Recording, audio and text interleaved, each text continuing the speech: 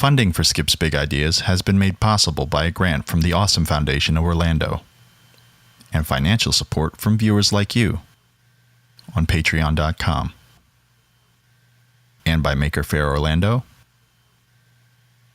Familab Hackerspace, Black Bean Deli, and Samflax Orlando. I think I have an idea.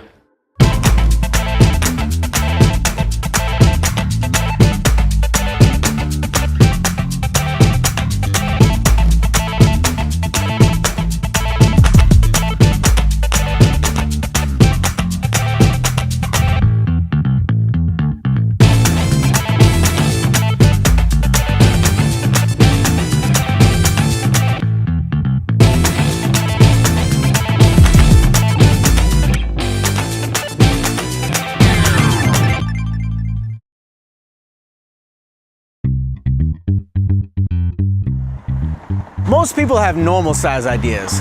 I usually have big ideas. My name is Skip. I'm an artist and musician from Orlando, Florida. Now, I make all kinds of art and installations under my brand Franchise Industries. However, sometimes those ideas are just too big to execute by myself. So I like to join forces with some of the best artists, craftsmen, and local businesses in the Central Florida area in order to help make these big ideas come to life and then to share them with live audiences and with you at home. Today we're in the Mills 50 district outside downtown Orlando at local favorite Cuban cafe Black Bean Deli. We're meeting with Jessica King, an event coordinator with Maker Faire Orlando, a two-day all-ages gathering of tech enthusiasts, engineers, inventors, and artists. I'm sitting down with her to present concept art in hopes to possibly be featured as an exhibit in this year's event. Hello. Hey Skip, how are you doing today? Good, thanks for meeting with me. Always a pleasure. What do you want to talk about today? After the success of last year's Maker Faire, and having the banana installation be such a big part of it, I really wanted to step things up a notch, and I wanted to see what you guys thought about my idea. Tell me more.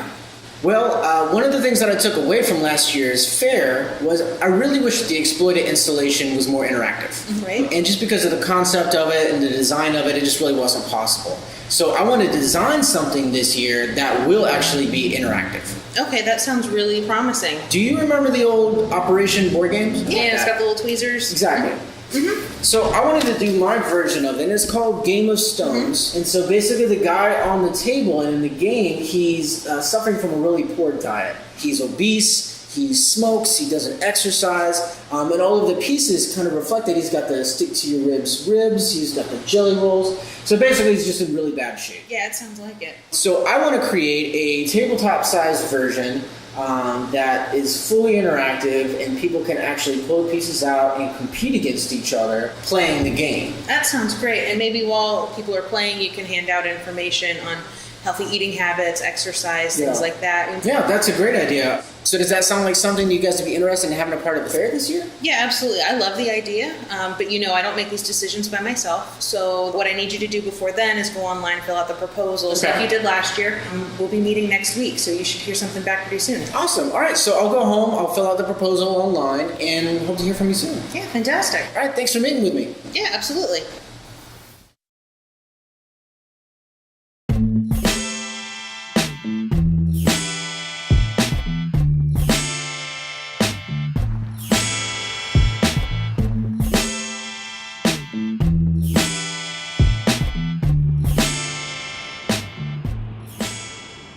Hello? Hey, Skip, it's Jessica from Maker Faire Orlando. Do you have a minute to chat? Yeah, no, I'm just down here at Samflax. I'm putting the finishing touches up on a new mural. What's going on? Well, I've got some good news for you.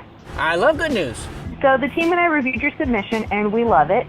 We're going to be publishing the accepted exhibits for Maker Faire later this week, and I was calling to let you know that Game of Stones is definitely on that list. Well, that's great. Please thank everyone on the committee for me. I'm really looking forward to being a part of this year's fair. Absolutely, I will. All right, well, that sounds good. I'll talk to you again soon.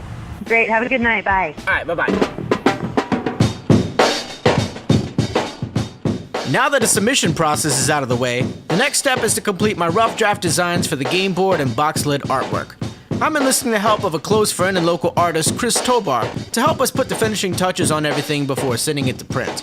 Once finished, we can begin assembly of the frame, the game board, and the various electronic components that will help make this game fully functional. So far, things have gone off without much complication, so we should be right on schedule so long as nothing bad happens unexpectedly. Deadly Hurricane Matthew hovers over Florida. It's a monster and it's a killer already. Packing winds of up to 140 miles per hour. Skull image of Hurricane Matthew spooks the internet. Go west. Go north. Get out of here. This moves 20 miles to the west, and you and everyone you know are dead. When you're from Florida, you know the weather is unpredictable. But with Maker Faire only weeks away, Hurricane Matthew couldn't have come at a worse time. While most were waiting in lines for hours to buy plywood and supplies to board up their homes, we were just trying to get the last of the materials we needed to stay on schedule.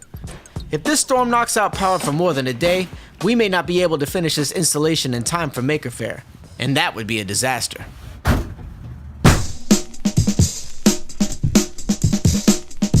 We're here in College Park at the home woodworking studio of Daniel Wilkerson, who luckily still has power. It's the morning after the big hurricane, and despite tons of debris and down power lines, we managed to stay safe and on schedule.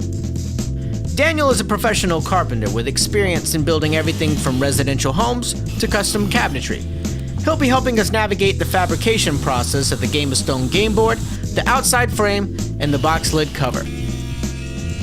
The inside walls of the wood frame hold the game board and plexiglass layers in place, and is then secured to the table with bolts that fasten the two together. The space between the game board and the table is too narrow to fit the speaker and the circuit box, so we're cutting holes in the table to accommodate both items while still keeping them hidden. In order to expedite the fabrication process, I'm jumping in on some work on the game board back at home. I'm using a jigsaw to cut out the shapes in the board in the exact same places in both the plywood and plexiglass that will line up perfectly with the game board artwork later. The sheet metal will serve as a point of contact for the electrical signal, and once installed, our next step will be the addition of the game's electronic circuitry.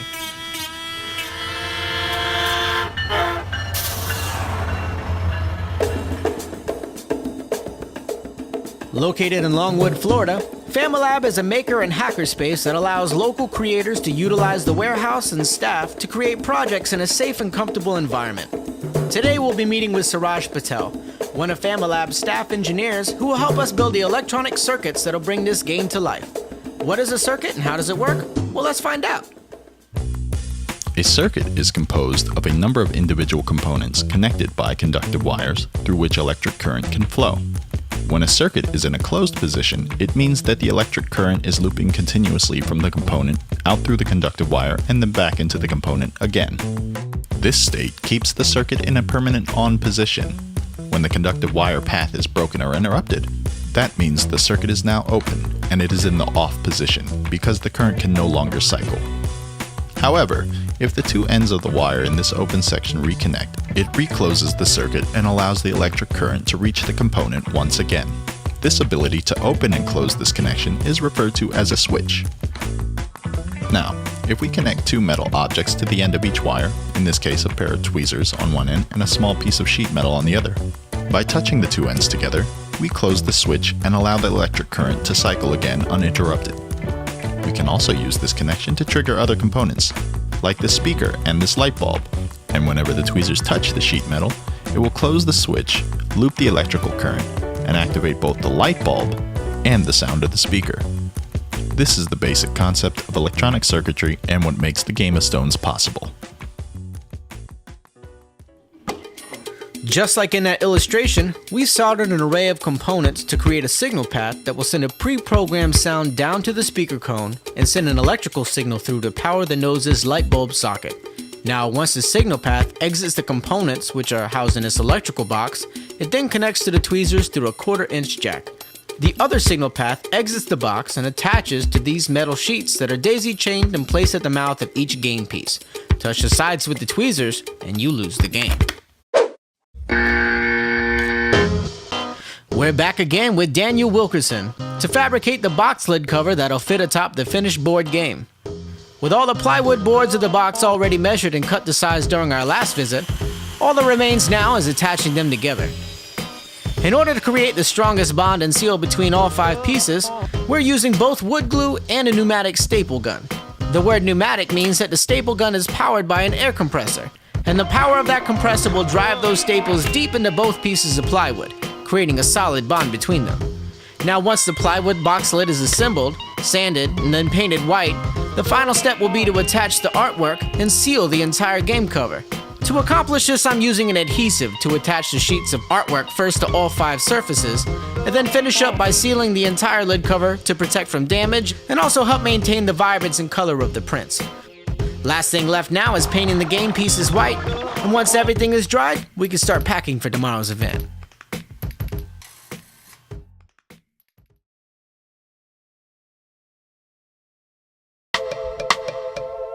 It's the big day at Central Florida Fairgrounds for Maker Faire Orlando, where tens of thousands of people have come to play, interact, and discover with some of the most exciting exhibits across the spectrum of science, engineering, art, performance, and craft. Today we'll play a host of BattleBots, cosplay, 3D simulators, old tech, new tech, and the Game of Stones game board, which I still need to set up. So let's get started.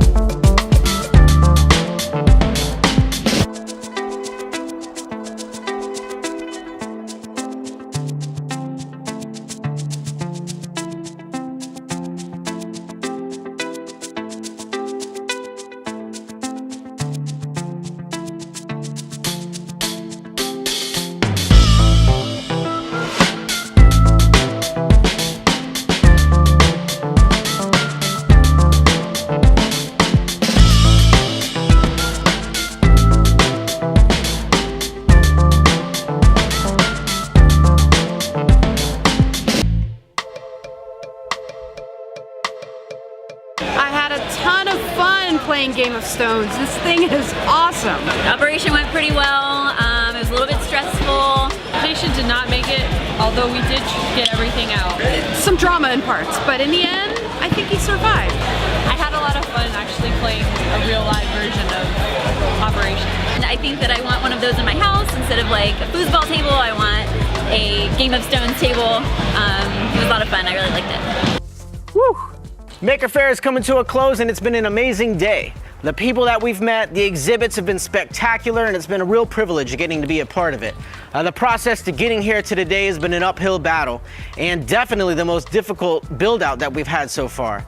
We've had to deal with killer hurricanes, limited supplies, and working all the way down to the wire in order to be able to get it done in time. We're really proud of the accomplishments that we've made, and wouldn't have been able to do any of it without the help of our sponsors, Maker Faire Orlando, Familab Hackerspace, Daniel Wilkerson, and Chris Tobar. And to all of our online supporters and financial backers, we wouldn't have been able to create any of this without you, so thank you very much for your support. Please stay tuned to the next episode of Skip's Big Ideas, and until then, keep thinking big. Thanks for watching Skip's Big Ideas on YouTube. For more episodes of behind-the-scenes content, be sure to subscribe to our channel down below, and follow us on Instagram at Skip's Big Ideas. For information on how to have your business or event featured on our show, email us at contact@skipsbigideastv.com. Thanks for watching, and keep thinking big.